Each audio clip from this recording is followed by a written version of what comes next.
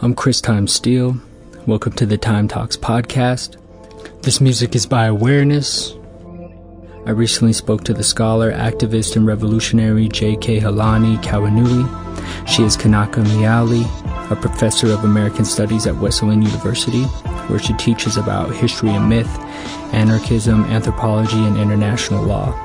She earned her PhD in History of Consciousness at the University of California, Santa Cruz in 2000. Dr. Kauanui serves on the advisory board for the U.S. campaign for the academic and cultural boycott of Israel as well. Kēhaulani also works in media and radio. She was a member of the Dream Committee, a radio collective that produced Horizontal Power Hour. It ran from September 2010 through May 2013, which featured anarchist culture, politics, and philosophies. Her public affairs radio show was called Indigenous Politics. It aired from 2007 to 2013. You definitely need to check out the archive. In 2014, with a group of her students, she launched a new radio show called Anarchy on Air, which is also on WESU. The show came from her course Anarchy in America, From Haymarket to Occupy Wall Street. The show is still going strong. I will post the links to all of these on the podcast site. Along with multiple articles and edited books, the first book she released, Hawaiian Blood, Colonialism and the Politics of Sovereignty and Indigeneity, spoke about blood quantum classification as a way to undermine Native Hawaiian Kanaka Miali sovereignty. She explained that blood quantum reduces Hawaiians to a racial minority, reinforcing a system of white racial privilege bound to property ownership. The two books we spoke about recently are her newest releases, Speaking of Indigenous Politics, Conversations with Activists, Scholars, and Tribal Leaders, which features select interviews from her public affairs radio show, Indigenous Politics. And we also spoke about her newest book, Paradoxes of Hawaiian Sovereignty, Land, Sex, and the Colonial Politics of State Nationalism. This work examines the contradictions of indigeneity and self-determination, contrasting between U.S. domestic policy and international law. The work looks at colonialism and domination and breaks open the violence of missionaries on sexual practices and gender that developed into patriarchal colonial law. Her writing is wonderful and her scholarship is airtight. Her perspective breaks open multiple layers of history and culture that goes deeper than most scholars. Highly recommend her books and her writings. During this interview, we spoke about Dr. Kauanui's teaching philosophy and how it combats myth, missionaries and colonialism, patriarchy under colonialism and capitalism, the power of independent media, anarchist theory, the difference between deoccupation and decolonization, and indigenous resistance. Oh, hi, Chris. Hey, how are you doing? I'm well, thank you. How are you? I'm doing good. I'm in Denver, Colorado. That's the homelands of the Cheyenne, Arapaho, Ute, and Navajo as well.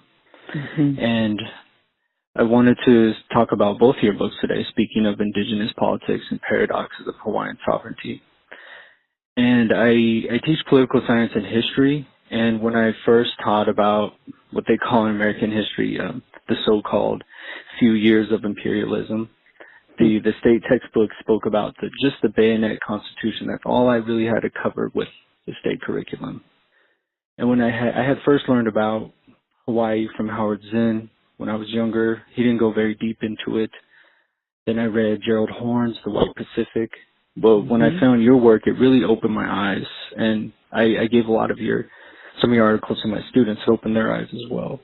So can you speak about your teaching philosophy regarding disposing myths and fighting this erasure? Oh, yes. Thank you so much. I appreciate the thoughtful question and also being a guest on your podcast. I've been teaching at Wesleyan University. I'm in my 19th year. And you use the word myths, and I should, it's a perfect opportunity to mention, I teach a class for incoming first-year students called Hawaii Myths and Realities. And that's one way I can introduce, 17, 18-year-olds to an alternative history of Hawaii that really gets at the longer history of Hawaiian self-governance that predates white encroachment or European encroachment into the islands. And also the history of the illegal coup, the U.S.-backed overthrow in 1893, unilateral purported annexation in 1898, and fraudulent 50th statehood in 1959. And it's a way that they understand that the U.S. hold on Hawaii is illegitimate. It's also illegal, just by normative international law. But also gets at the myths around the inevitability of the U.S. takeover, and in some ways how it actually could have gone quite differently. And really looking at, land-based movements, the politics of decolonization beyond the law, and cultural politics within the nationalist movement, and then also different dimensions of U.S. Militarism, as well as U.S. settler colonialism, and what theorists like Candace Fujikane, Eiko Kosasa, Dean Serenilio have theorized, among other scholars, as Asian settler colonialism in Hawaii. And so what this offers the students, and in terms of my own teaching, is really just the whole myth of Hawaii as multicultural paradise, land of aloha, just, falls apart. And then we have to kind of pick up the pieces and put something back together again, and what that looks like varies. And so, part of that is part of my, you asked about my teaching philosophy, is really about a curriculum and pedagogical approach that challenges authority, challenges authoritarianism, challenges abuse of power, and really highlights the politics of non-consensual domination in all its forms.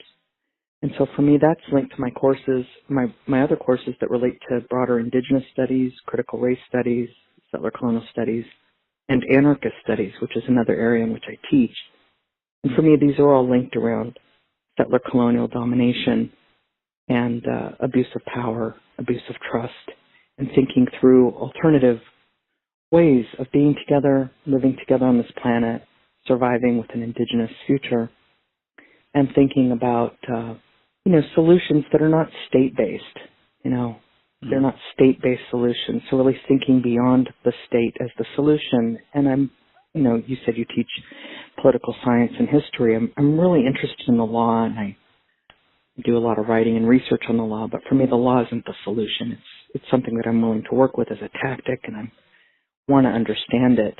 But to me, the law is part of the problem because it's entrenched in colonialism.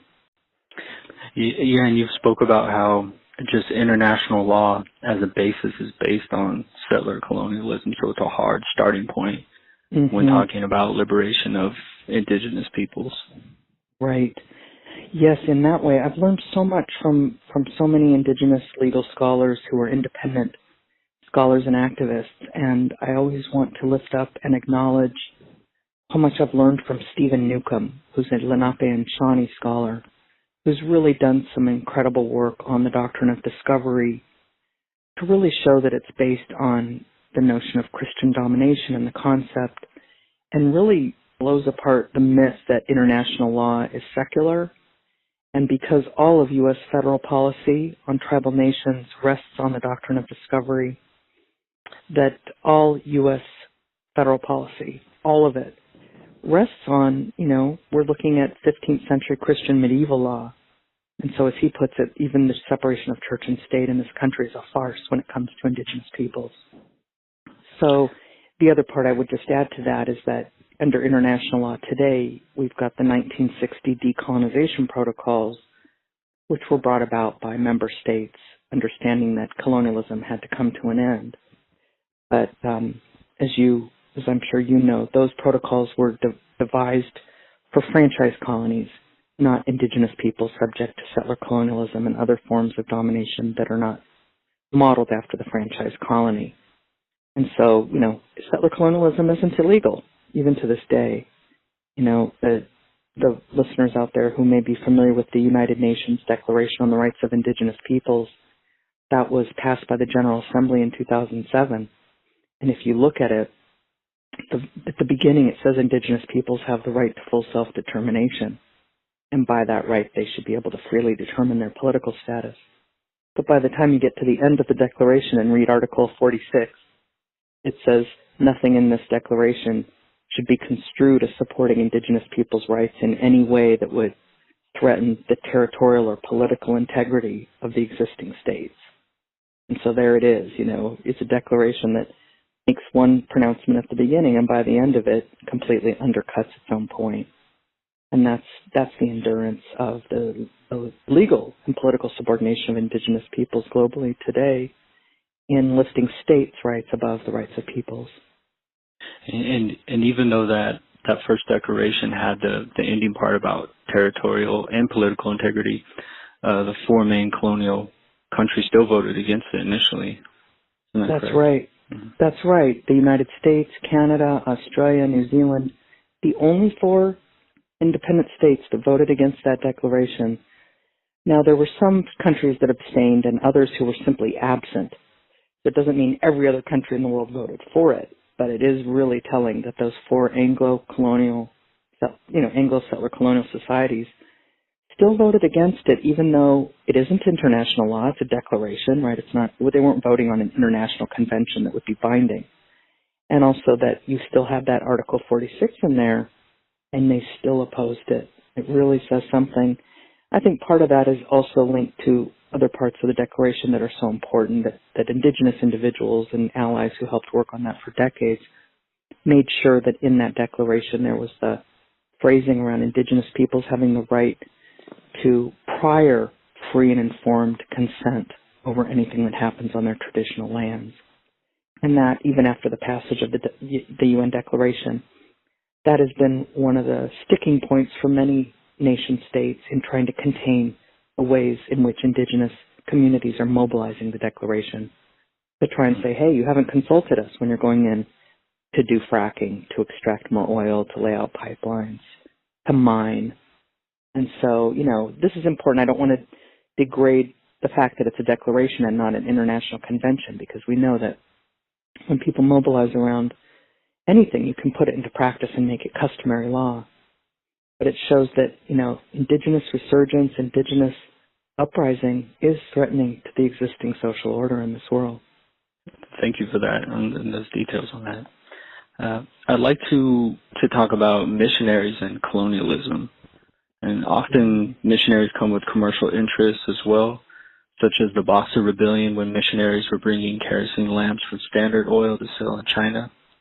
And you show how missionaries brought domination in Hawaii. Can you speak about H.T. Cheever, who stated the road to Hana was made by adulterers, and what impact this had on the Kanaka Miali? Yes, thank you. I learned about that quote from Cheever's through the work of Sally Mary, who's the author of a book called Colonizing Hawaii. She's an anthropology professor based at both Wellesley and NYU. And I dug deeper to look at the role in which missionaries influenced Hawaiian elites once they were allowed to missionize and convert Kanaka Maoli. The first Christian mission to Hawaii was inaugurated in 1820 by people dispatched through the ABCFM, the American Board of Commission for Foreign Missions.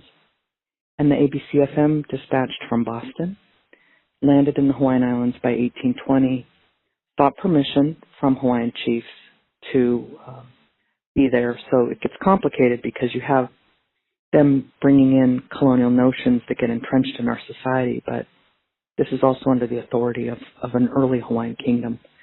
For listeners unfamiliar with Hawaiian history, I should note that the monarchy was formed by 1810. It was something that was forged through High Chief Kamehameha, who started through violent means and warfare to unify the Hawaiian Islands between 1795 and 1810. And so when you have the missionaries, descending on Hawaii, the kingdom has only been around as an early nascent, this baby state, if you will, this early nation state, just a decade. Anyhow, these were, white American Calvinists coming from New England, and they had very staunch ideas around land use and interpersonal relations when it came to gender norms, and also sexuality, sexual practices, what was considered acceptable in that realm.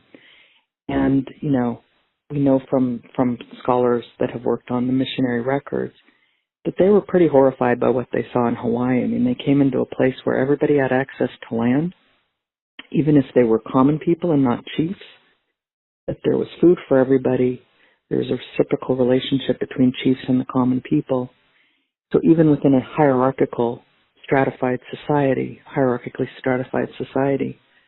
you have the principles of aloha aina, custodianship with the land, and also reciprocity between chiefs and the common people. And part of that, I should note, is that because we have a system a genealogical system of common descent, it means that a lot of people are eligible to be the chief. And so if you're not a good chief, you can be taken out quite easily and replaced. So there's an incentive for chiefs to treat the people well, if you will. But I link the land to the gender and sexuality, and this comes out of my new book called Paradoxes of Hawaiian Sovereignty. The subtitle is Land, Sex, and the Colonial Politics of State Nationalism. Because what I'm looking at is how Kanaka Maoli, that is Indigenous Hawaiians, didn't have a proprietary relationship to land or to people of other genders or same genders, nor proprietary notions around sexual interaction. And that's what happens when the missionaries come in. They start to really embed these ideas that privatized land is the only way to go. Gender egalitarianism, oh boy, that's not good, right? That's savage and heathen. So they impose marriage. They strive to subordinate Hawaiian women legally and socially. And this idea of sexuality and sexual behaviors that were pretty broad. I mean, you had a sense of possibility where people, you could say bisexuality was normative for all intents and purposes. There's also the possibility and frequency of multiple partnerships, multiple partners, and not just for the chiefs and the elites, and not just for men, right? For women as well.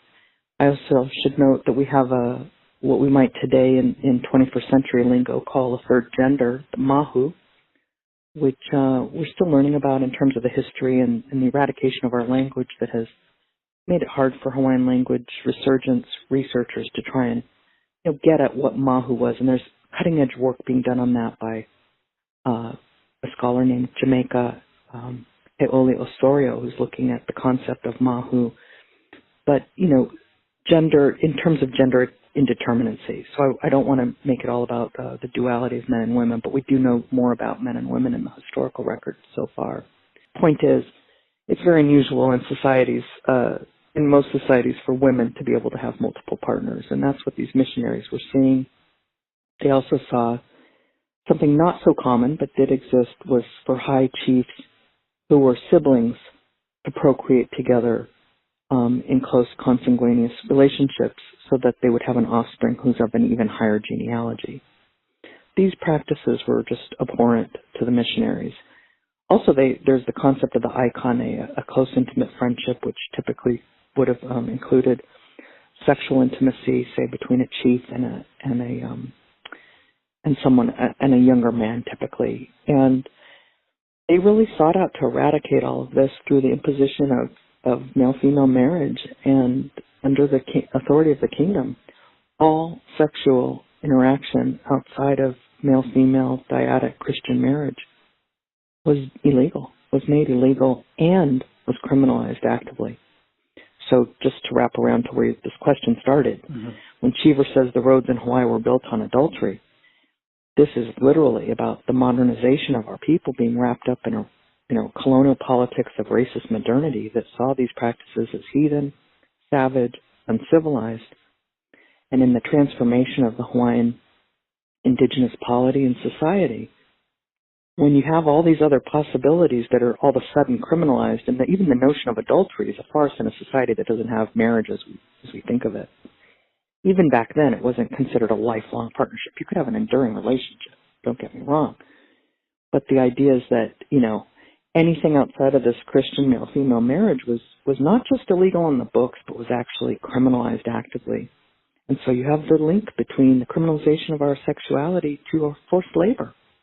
But Hawaiians is punishment, literally building the roads through carving out lava rock with their hands. So that's linked to the punishment industry, right? The early prison in Hawaii, the politics of penalty linked up with corporeal practices, pleasures, our bodies, our sexual interactions. That's one of the results of missionary encroachment in Hawaii that became hegemonic. These notions of what was considered acceptable, and it's linked to our sovereignty, because once the Hawaiian Kingdom privatized land, had a male-dominant legal system, and tried to kind of bend towards a respectability politics around the sexual question, Hawaii was, admitted into the family of nations by the 1840s. So all major European nation states recognized the Hawaiian Kingdom as part of the international family. But that's after there was this transformation internally to make Hawaiians seem more acceptable and therefore capable of self-governance. And what I really like about your work is these intersectionalities that you really dig into. It's not just historical work you dig into. These often left out notions of patriarchy or queer studies.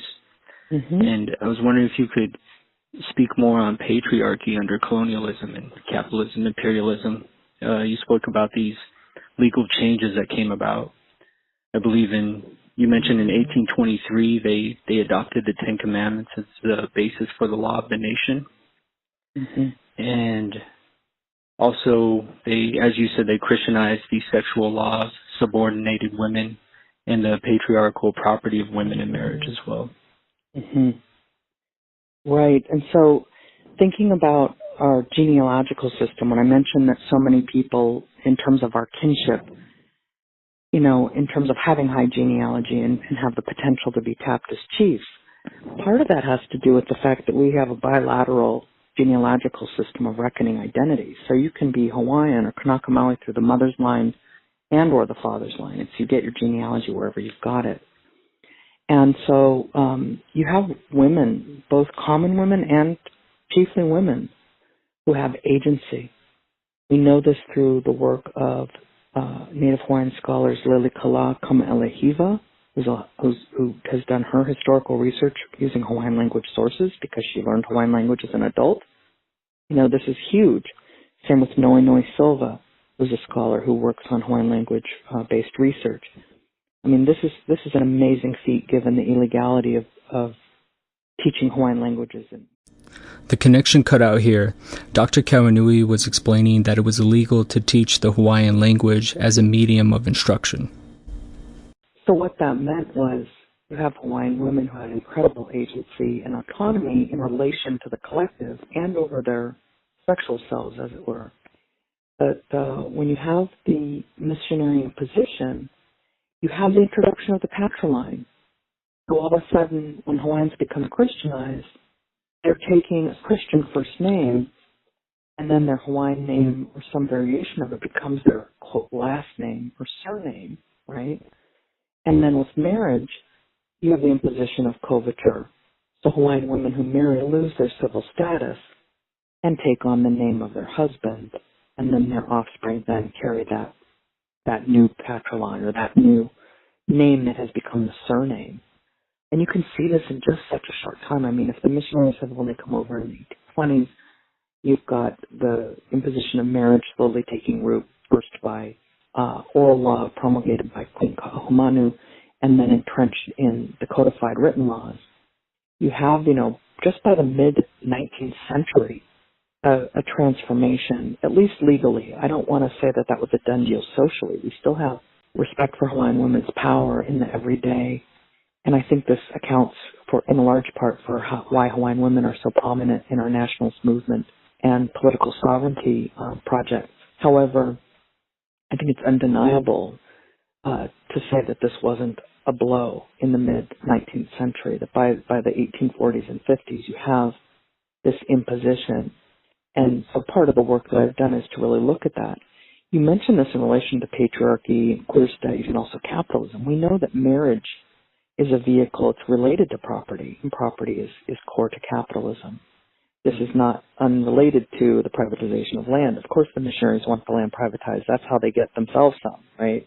That's why you've got the joke or the phrase, the missionaries come with the Bible and saw the Hawaiians with the land, but soon it was reversed. The Hawaiians are the ones holding the Bible, and the missionaries have the land. Mm-hmm. There's the other kind of saying is, Hawaiians looked up to pray to the new God, and when they looked down, the land was gone. Mm-hmm. Right? So this is all linked. But I mentioned this. I'll give another example. You have the concept of the po'olua, or if a woman had a child, and there were two potential, fathers who, were genealogically the biological father of that offspring, and say the woman wasn't sure which one, both men, their kin, were responsible for that child. I mean, think about that in relation to Western concepts of illegitimacy, when a father doesn't recognize their child, right? that notion of illegitimacy. I mean, that's really perverse, right? So those insights, I give this example and skeptics will say, well, who cares? You just use a DNA test today. I say, well, but that gives us a sense of Hawaiian ethics. There's no such thing as an illegitimate child. That means everyone's responsible for that child. And that gives us a sense of how we might do things differently today, the kind of ethos that goes into caring for children, what that means for a community to take responsibility. It also means the burden isn't landed just on a woman alone, right, to do all that work. And so for me, I'm really interested in Hawaiian pre-colonial practices that might serve as forms of, epistemological resources today that can help us think of alternatives to this world that we live in with so much misery, Yeah, and you really spoke about how the missionaries were having trouble at first kind of regimenting the society to be this patriarchal setup. Mm-hmm. Yes, frustrations. Patricia Grimm, who's an historian, wrote a book called Paths of Duty, looking at the white American missionary women's diaries and how frustrated they were that Hawaiian women weren't learning their lessons of how to be subservient to their men. In your book, you mentioned how pre-Christian Hawaii allowed for bisexuality, multiple partners, and can you speak about this debate between same-sex marriage serving as a form of decolonization and your feelings on that? Oh yes, thank you. Right. So in the fourth chapter of the book, I've titled it "Savage Sexualities," and I've got "savage" in scare quotes, right? So it's a play on how they saw Hawaiian sexuality as savage. And I go over different kinds of modalities that seem to have existed in a pre-colonial context. And again, this is limited by the research that's already exists there, and also having to rely on scholars who are using Hawaiian language sources. But what I do have a section in that chapter that really challenges same-sex marriage when it poses as decolonial, right? So Hawaii is unique in that the earliest same-sex marriage case in this country, in the United States, I should say this country meaning the dominant settler colonial state, emerged in Hawaii in the early 90s when 3 same-sex couples went to get married. And they asserted their right to do so based on the fact that Hawaii, as the 50th state, has an ERA in the Constitution, so an Equal Rights Amendment. So sexual orientation per se wasn't part of the discussion. They said, well, you can't discriminate against us as a couple based on gender because gender discrimination under the 50th state of Hawaii Constitution is not acceptable. It's illegal. So it was a really interesting legal case. But what I saw back then, and I've been tracking this since then, since the early 90s, you had people who were pushing for same-sex marriage rights, predominantly white and Asian LGBT activists in Hawaii, who were really drawing on their understandings of pre-colonial indigenous Hawaiian tradition to substantiate their claim to be able to have this. Now, there were Kanakamali activists who were at the front lines of this. There was a group that I write about in that chapter named Namamo o Hawaii. And Namamo was a group of Kanakamali, LGBTQ, and Mahu activists who were challenging Hawaiian nationalist organizations for their homophobia and saying, look, you're trying to recruit people into different nationalist groups, but you have to think about how you're going to handle this question around same-sex sexuality. And that was interesting because, Hawaiians, even if they're homophobic, they can't quite get away with saying that they can never get away with saying same-sex sexual practices are colonial or haole, white, right? Because there's too much common knowledge that Hawaii had this possibility in practice. And so really, it's homophobia that's colonial. It's the homophobia that's white. But that doesn't mean that we're not in a struggle to decolonize within our own communities. But you had Namamo Hawaii challenging the nationalists on that front, but also challenging non-native, non-indigenous LGBT activists in Hawaii at the time who were really appropriating their own notions of indigenous Hawaiian culture and in the service of state authority, an illegal, fraudulent 50th state to assert its authority over interpersonal relationships in this way. And also, how that bolstered not only state authority, but a tourist economy, right? That has been part and parcel of dispossession of Native Hawaiian people. So Namama was really on the front lines, and I want to acknowledge that. And there are members of Namama who supported same-sex marriage. But what I do in the chapter, to go back to the book and my own critique of same-sex marriage, is really look at, how twisted it is to try and take up a modality of the existence of same-sex sexual practices in Hawaiian society to try and lend this as an authoritative genealogy to substantiate a legal claim to same-sex marriage. I'm a marriage abolitionist. I think of marriage as coercive. I'm not interested at all. I'm against coercive forms of monogamy. And I think that, things like health care and one's legal status and the means by which people should be able to survive, thrive, and live should not be tied to marriage. And people say, well, same-sex couples should have the rights to health care too. And I say, yeah, sure. That's a liberal position. I understand it. The point is, why is health care tied to an institution like marriage, right? It goes back to property and resources. Everybody should have access to health care. You shouldn't have to be married to have access to basic resources. So, to me, I really am pro-decolonization. I'm pro-sexual liberation in all its forms. And for me, that same-sex marriage just doesn't cut it. No. And it really extends this notion of the liberal multicultural state, and it perpetuates the myth of aloha in the land of paradise. I take a lot of exception to it. However, it's not for me about critiquing individual couples. I mean, obviously, people are going to do what they need to do given our circumstances and the political economy of marriage. But it is a structural critique, and I'm not the only one who's made it, right? I've linked some of the work that's been done to this question of indigeneity and decolonization, but I want to hold up and highlight the incredible work of a collective called Against Equality.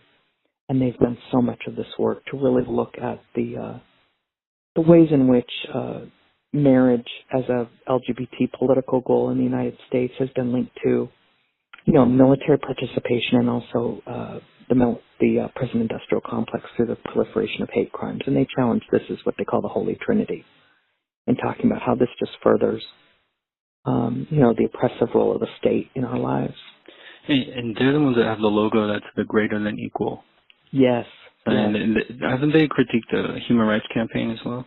Absolutely. Okay. Yeah, definitely. That's been that's been a major project of theirs, is to look at how queer liberation has been so co-opted by these corporate forms that are entrenched within marriage, military, and prison. As you speak about many paradoxes in your book, and can you speak about this paradox of the difference between deoccupation and decolonization? Oh, yes. Thank you. Right. So I'll go back to what I was talking about earlier in relation to how the early Hawaiian kingdom was able to achieve international recognition. Because, and this is where I will evoke international law, right, to talk about Hawaii being held illegally by the United States. You have that kingdom forming in 1810, and by the 1840s, the Hawaiian monarchy has secured recognition from Great Britain, the United States, and France, for starters. And then eventually all major nations recognized Hawaii. And they did so through treaties of mutual recognition, friendship, commerce. But, what I trapped in there in the paradox is that in order to achieve that recognition, right, the Hawaiian kingdom had to present itself as civilized. And that's where you get into the issue of land privatization, gender subordination, and sexual criminalization. So there's a paradox there in that our sovereignty was recognized precisely after you have this internal pulverization, if you will, of indigenous language. So forward fast a little bit, a few decades to 1893 with the U.S.-backed military overthrow of Queen Liliuokalani, our reigning monarch at the time. The U.S. Marines were called in by white settlers, led by a U.S. diplomat, John L. Stevens, and they basically, under the pretext of trying to protect white property rights of American settlers in Hawaii, called in the Marines and overthrew the Queen. she yielded her authority under protest because she really believed that the U.S. government was going to sort out this minister, this diplomat who was in Hawaii doing, that he'd kind of gone rogue. And so to this day, you have kingdom nationalists in our contemporary movement today now highlighting the fact that the Hawaiian kingdom is illegally occupied. And so their political project usually takes two forms. You have those that assert that the kingdom still exists, it's actually still sovereign and already in existence and merely occupied by the U.S. illegally. So their solution is that the U.S. just merely needs to get out and deoccupy. There are others in that kind of wing of the movement that would say the kingdom needs to be restored, and other people would say it doesn't need to be restored, it's merely occupied. The deoccupation then becomes the solution. And then there are those who have really, in an earlier part of the movement, more in the 80s and early 90s, you had Hawaiian independence activists pushing for Hawaii to be reinscribed on the list of non-self-governing territories of the United Nations. So when I mentioned 1959, 50th statehood, that's right before those 1960 Decolonization Protocols I mentioned. So activists in the 80s and early 90s were saying Hawaii should have not been removed from that list. They were denied the right to vote for their independence. And so when Hawaii was taken off that list, there was an internal vote conducted by the colonial government in Hawaii that said, do you want to remain a colony or become a U.S. state? Independence wasn't on the ballot as one of the options. So people have said, legal decolonization, Hawaii should be put back on that list, and the people of the territory, or the people of the islands, rather, should be entitled to a true UN-run plebiscite where independence is one of those options. And deoccupation activists will say, well, that's ridiculous. We already had a state. We already had achieved self-determination. So that kind of legal mechanism for decolonization is not the solution, because that erases this illegal occupation. And then, if you will, those are both sort of in the independent side of things. In my book, I'm also looking at a third thing, which is Hawaiians who want something along the lines of what federally recognized Indian tribes have. And there's a huge tension and gap in our Native Hawaiian communities, both on island and in the diaspora on the U.S. continent, between those wanting Hawaiian independence and those wanting a Native Hawaiian governing entity under federal policy, akin to what federally recognized Native nations have. So I'm critiquing all of these models because certainly the Native Hawaiian governing entity under federal policy is just further containing the Hawaiian claim to liberation within a U.S. domestic model.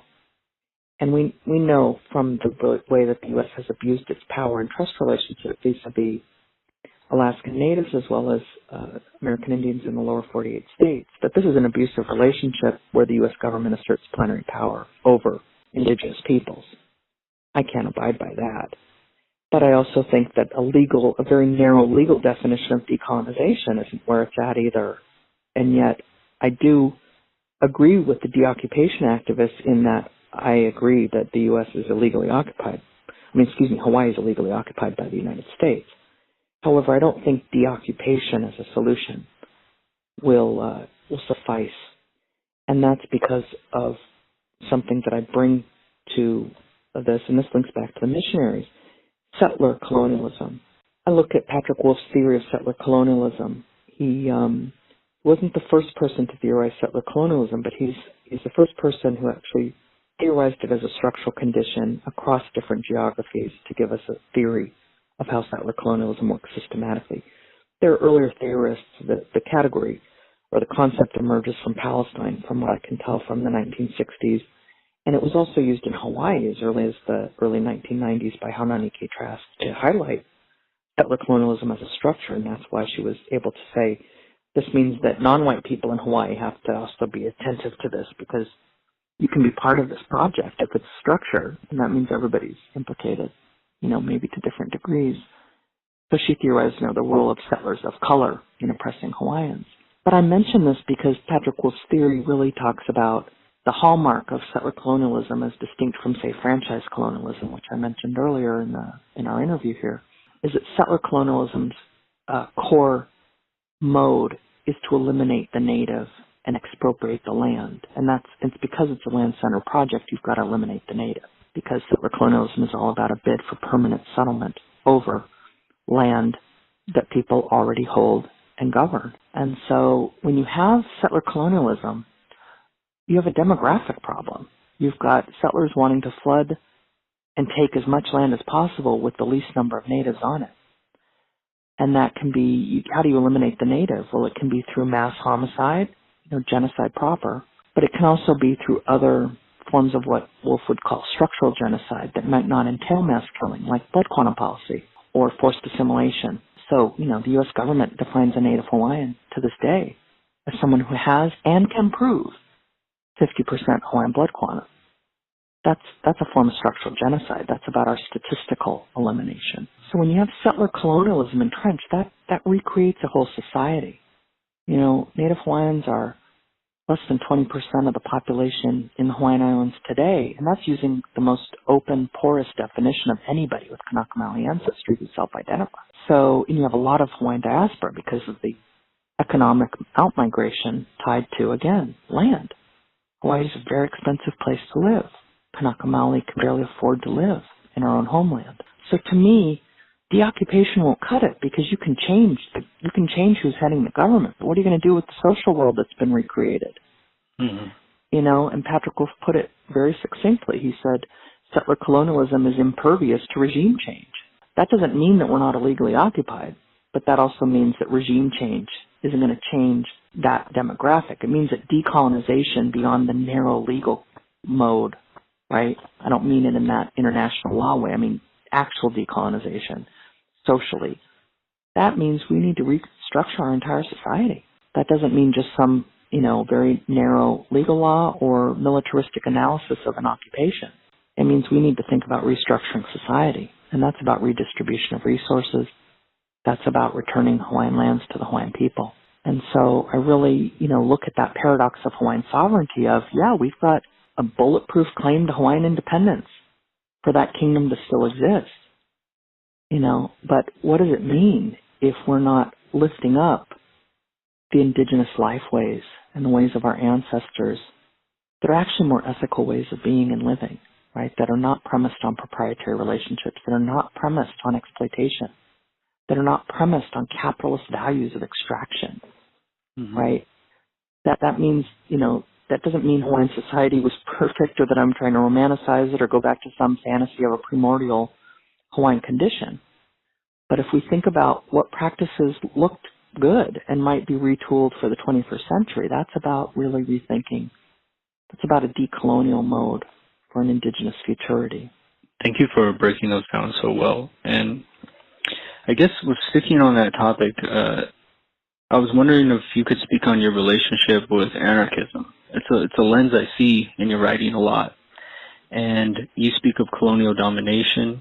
You write in your newest book, yet the state system is arguably obsolete, at least for the survival of indigenous peoples and customary lifeways, which is what you were just speaking on.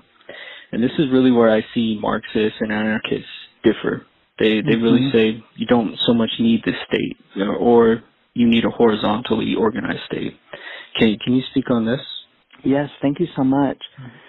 Right, so to go back to, a decolonization that isn't about the legal mechanism, the international law, right, but a decolonization in the most capacious sense, and that has to do with a decolonial mode of rethinking how we're going to live, and that also has to deal with the cultural and the social, has to deal with land.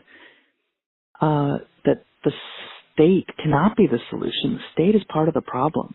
And by that I mean the 50th state of Hawaii, the U.S. state. This also means that I don't think the Hawaiian Kingdom is the solution.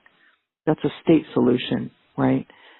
I will defend the right of the Hawaiian Kingdom to exist because U.S. hold on Hawaii is illegal. And I will stand publicly with that project, but that's not the solution, right? We know that international law is steeped still for indigenous peoples in Christian medieval law, the papal bulls, the right of Christian discovery and domination. So for me, that's kind of where I would say that I'm interested in an anarchist sensibility in thinking through something, linking decolonial politics with anarchist sensibilities to see where we might end up. And, I've been co-producing an anarchist politics radio show for several years with a group of students. We're a majority POC show that really looks at all forms of liberation and ways that we can imagine living free of non-consensual domination. And so we really are invested in challenging state power. But for me, the link is also that the state isn't some abstract form. In this context, we're talking about the U.S. settler colonial state that's white supremacist and built on slavery and anti-blackness and the expropriation of native lands and native genocide.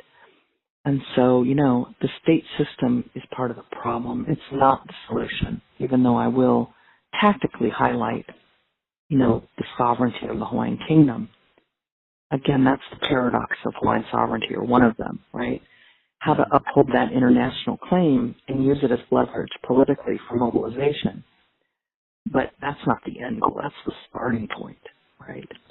And so thinking about what's going on the land, there's so much exciting stuff happening in Hawaii today that are about land-based alternatives.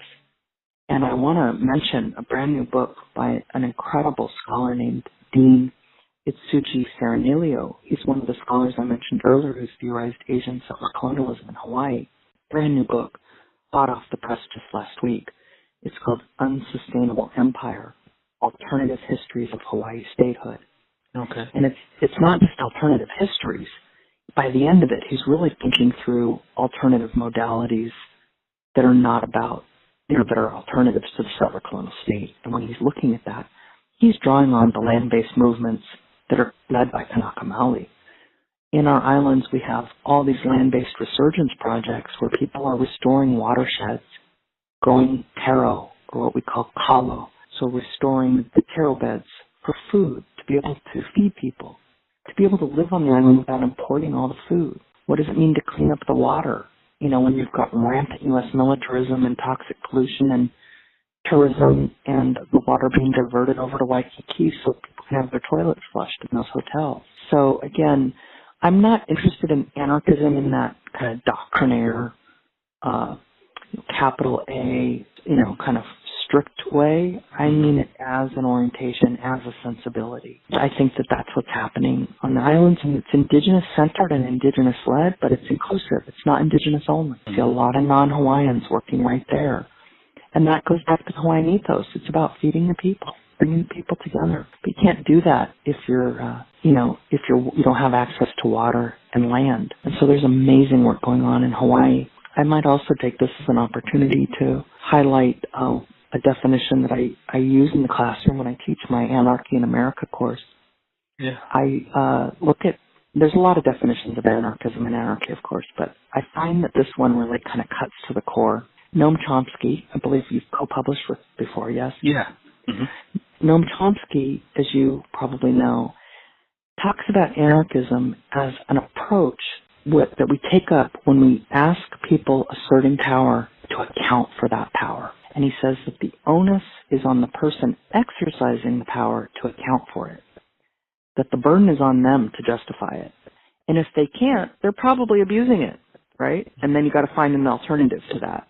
And I think that for me really cuts to the core. That's not about a doctrinaire, strict notion. That's really about calling out abuse of power, and authoritarian stances. And again, it doesn't mean that people exercising power might not be able to justify it. He gives examples where one could justify it perhaps. But the point is the onus is on the person exercising it to be accountable for it and to be able to literally justify it. And if not, it's probably illegitimate.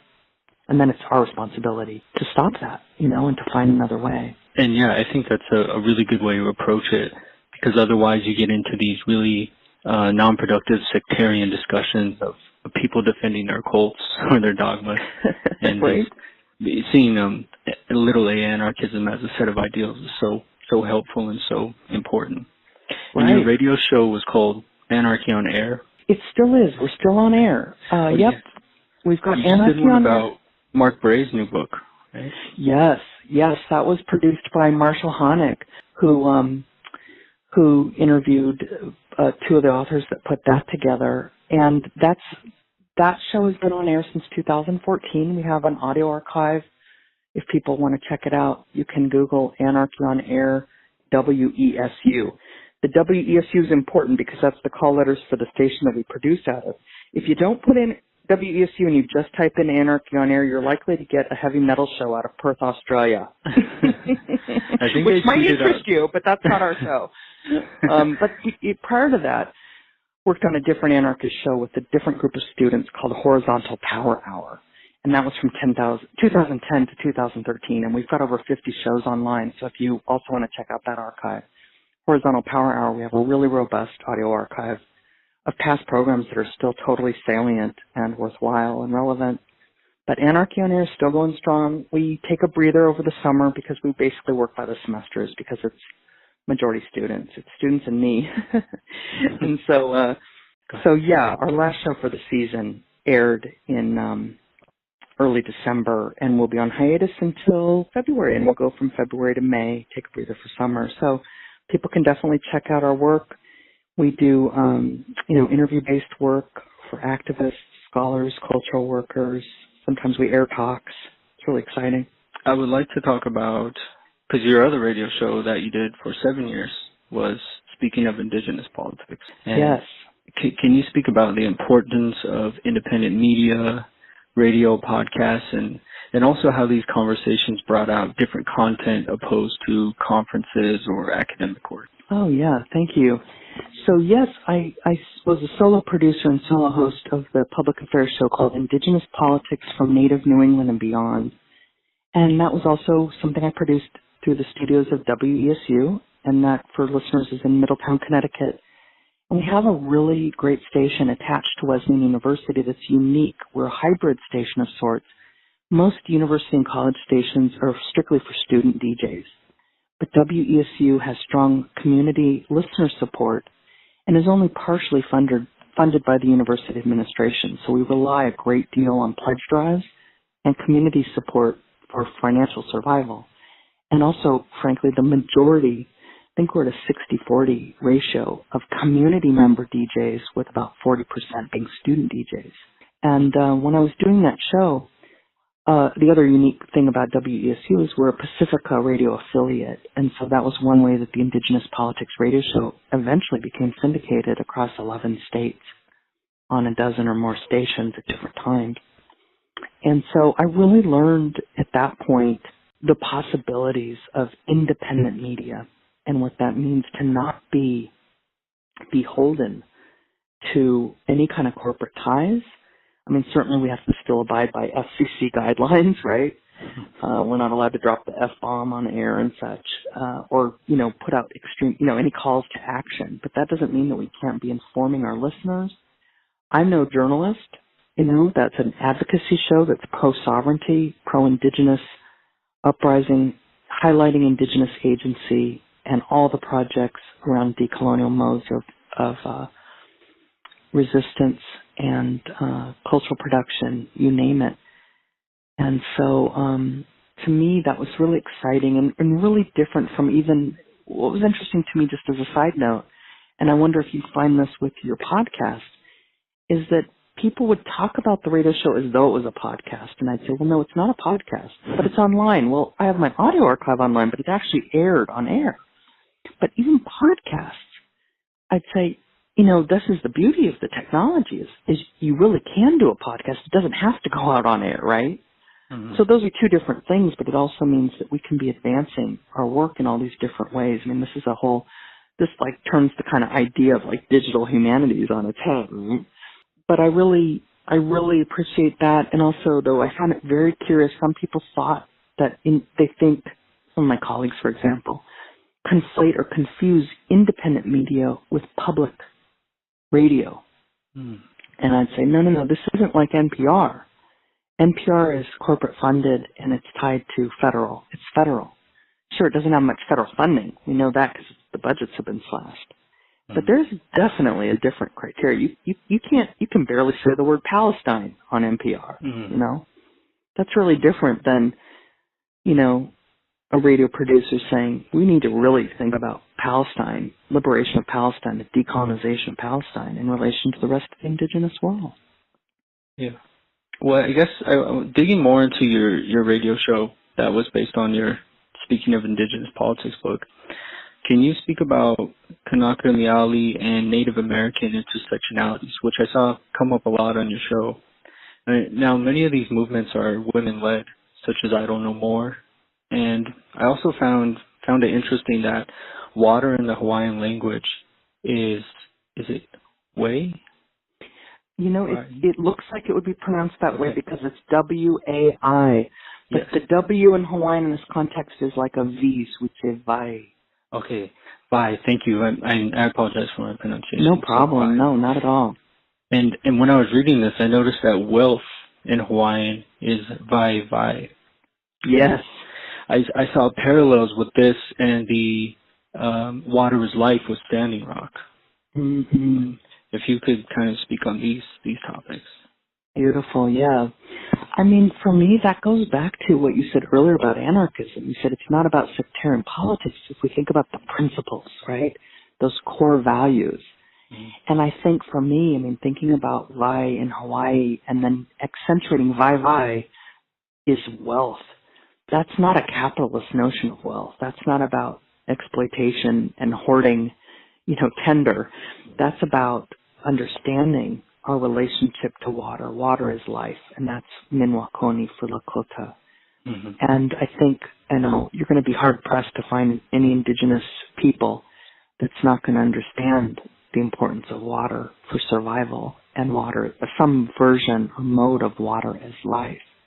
I don't want to erase the distinctions, between and among indigenous peoples. No, not at all. But to say that that's that one commonality is about stewardship over the land and our obligation, across from native nation to native nation, but the commonality of not having a proprietary relationship to land and waterways is so important.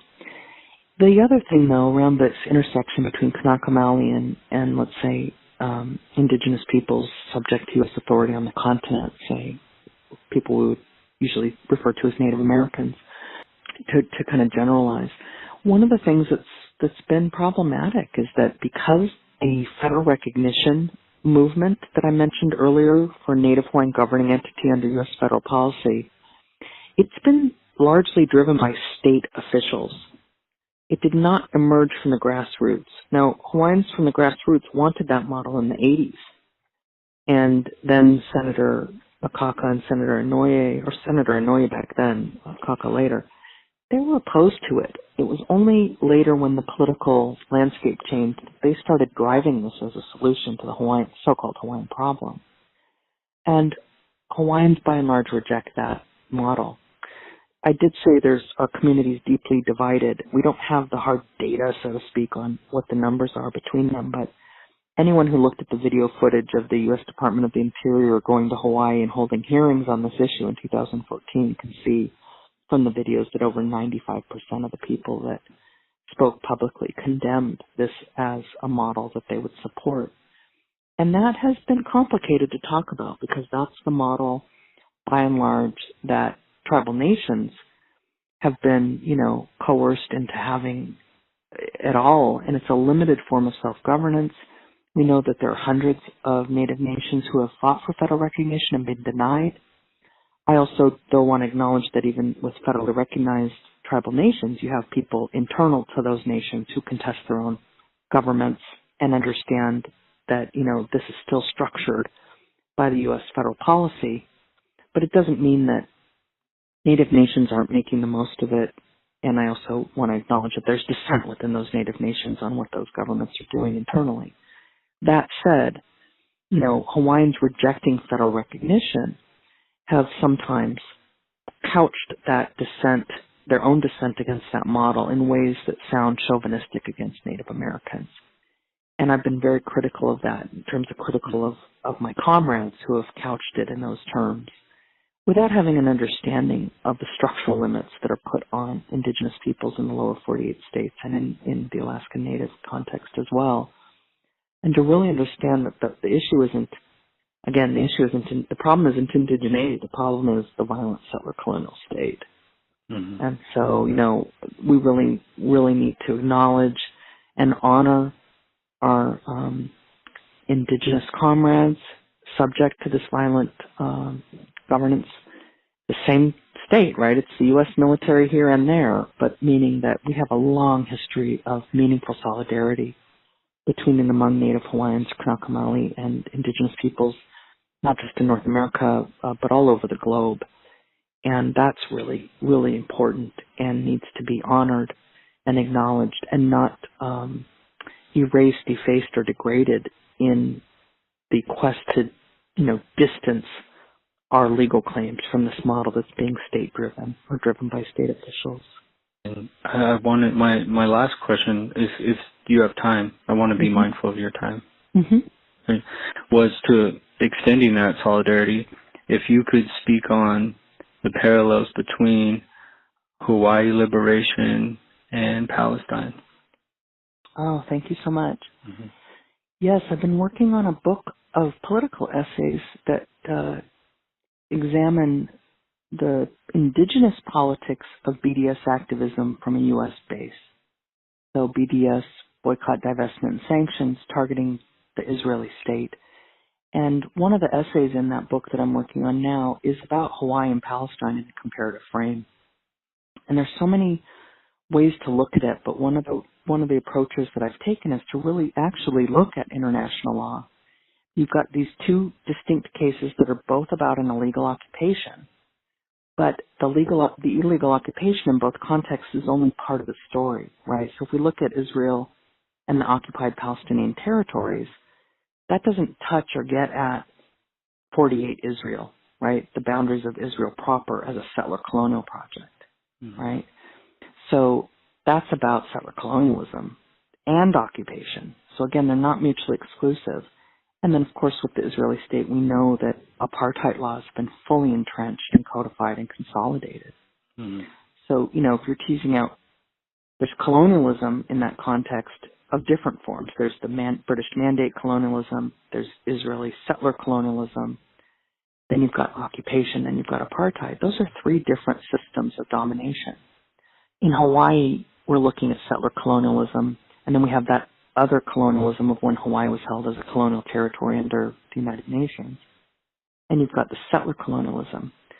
There hasn't been as much work done on apartheid in that context because I think in the Israeli-Palestine context, the apartheid laws are in the quest of the broader settler colonial project. In other words, the apartheid wall is also called the annexation wall, for example, because apartheid is in place as a system in order to expand territorial conquest or territorial acquisition. I don't think it's an end goal in and of itself. It's not about a permanent system of discrimination or, even though we might understand it right now as a Jewish supremacist legal mechanism.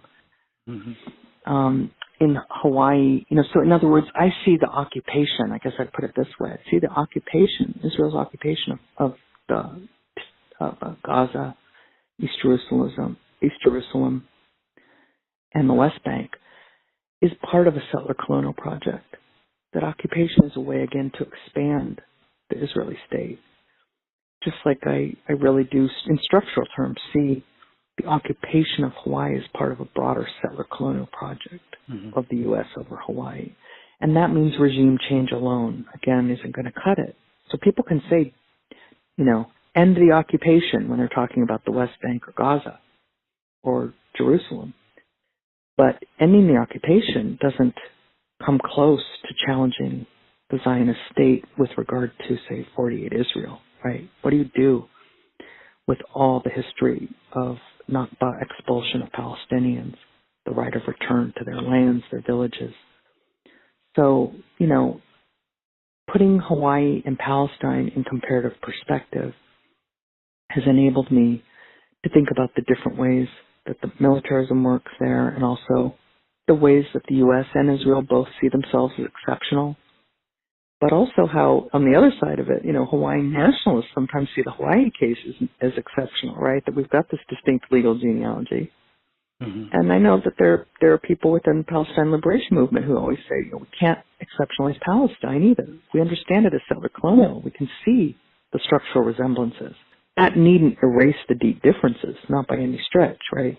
The for example, the oppression of the Ainu people by Japan or the oppression of the Sami by Scandinavian states might look somewhat different than, say, white American oppression or U.S. domination of Native Hawaiians. But, these are all about indigenous subordination, right? We can understand that in relation to territory and land. I stand with Palestine. I'm a part of the BDS movement, and I proudly serve on the advisory board of the U.S. campaign for the academic and cultural boycott of Israel. And I've been working predominantly, but not exclusively, on academic boycott. So one of the other essays in that book that I'm working on is about how academic boycott of Israeli educational institutions played out in the Native American and Indigenous Studies Association. And I also have a different essay that talks about Israeli government officials courting Native American leaders in what I'm theorizing is a form of redwashing. As you had mentioned, indigenous resistance has been in the forefront of extractive economies, rampant capitalism, and militarized violence. The Kanaka Maoli they fought against settler colonialism. They still do, establishing funding of Hawaiian language instruction in public schools, stopping the military from bombing Kēhaulani Island, stop development of areas. They have anti-eviction groups. Can you share some inspiring stories of direct action and resistance? Yes, I think one of the major things that we've seen recently and will continue to see is based on the Sacred Summit of Mauna Kea, also known as Mauna Awa Kea, the Sacred Summit on Moku'oke'awe, also known as the Big Island of Hawaii. And that's the TMT telescope that's backed by NASA. It's U.S. militarized. It's also in partnership with the University of Hawaii. And the Hawaii Supreme Court recently ruled that project can go forward. That has been a legal issue. It's been almost a decade long in terms of the legal battles over that. And that's the latest. And I think what we're going to see is more direct action at the top of that Mauna. Some people may have heard about this back in 2014. You had Kanaka Maoli youth leading the resistance by literally standing in front of the trucks and bulldozers and saying, you need to turn around because this isn't happening today. Bye-bye, And they held camp up there for months. And it was effective in the sense that everything came to a grinding halt and it went back into the courts. But again, this is the court of the conqueror. So we should not be surprised that the 50th state Hawaii Supreme Court has now authorized it. That was just a couple weeks ago. I think we're going to see massive Hawaiian opposition, and not just Hawaiian, Kanaka Maoli. We're going to see our allies from other parts of Hawaii and globally, indigenous and otherwise, are going to stand with Kanaka Maoli in the way that people stood with the Standing Rock Sioux, who were native and non-native. And in 2014, you had indigenous individuals and other people in solidarity coming to visit and stand with those that were holding camp to stop the construction. And I think this is incredible because it also was horizontally organized and it was indigenous. I want to say indigenous led without talking about it as leaders. It was indigenous youth initiated. And I think it's only going to proliferate. I think Hawaiians have had enough, and I don't think they're going to be able to pull it off. I mean, it would take a lot of violence on the part of the settler colonial state to make this happen, because this is one of the issues that the Hawaiian people are very unified on. Well, sending solidarity to them and the resistance they're doing down there. That's awesome, and thank you so much for speaking to me today and sharing your knowledge and your stories. Mahalo nui loa. Thank you so much for taking time and for featuring my work and some of my perspectives on your podcast. I truly appreciate it, and I've really enjoyed this conversation. Thank you for listening to this episode. I encourage you to read Dr. Kauanui's books. I posted the links to her radio shows as well. Send me an email, time@dirtylaboratory.com, with any questions or suggestions. Please rate and review the show if you haven't, and share it around. This podcast is completely independent. There's just me, a phone, a computer, and a mic, and my cat staring at me. And as always, the music is by Awareness.